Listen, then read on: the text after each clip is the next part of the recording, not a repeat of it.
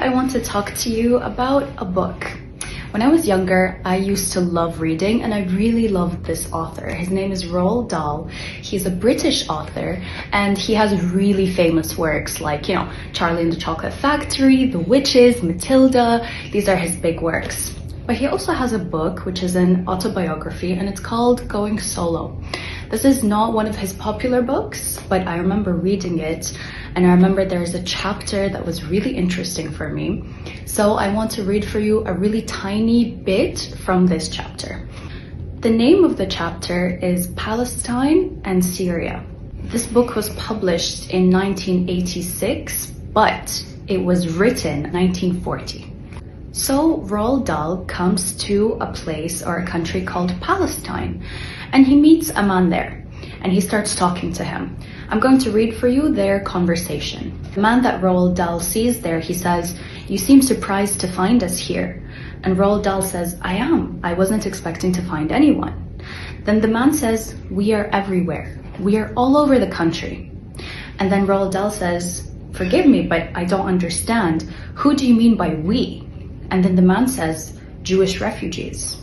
And then Roald Dahl asks, "Is this your land?" And then the man says, "Not yet." And then Roald Dahl says, "You mean you're hoping to buy it?"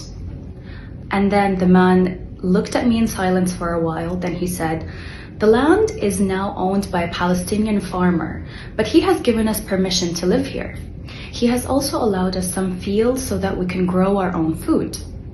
So then Roald Dahl says, "So where do you go from here, you and all the other refugees?" And then the man said, "We don't go anywhere," smiling. "We stay here." Then Roald Dahl says, "Then you will all become Palestinians. Or maybe you already are. Maybe you already became Palestinians." Then the man smiled again and said, "No, I don't think we will ever be Palestinians." Then Roald Dahl says, "Then what will you do?" The man says, "You are a young man who is flying airplanes, and I don't expect you to understand our problems." Then Roald Dahl says, "What problems?" He said, "We need a country of our own. Even the Zulus have Zululand, but we have nothing." And then Roald Dahl says, "You mean the Jews have no country?" Then the man says, "That's exactly what I mean, and it's time we have one." Then Roald Dahl says, "But how in the world are you going to get yourselves a country? They're all occupied." And says, "If you want something badly enough, and you need something badly enough, you can always get it.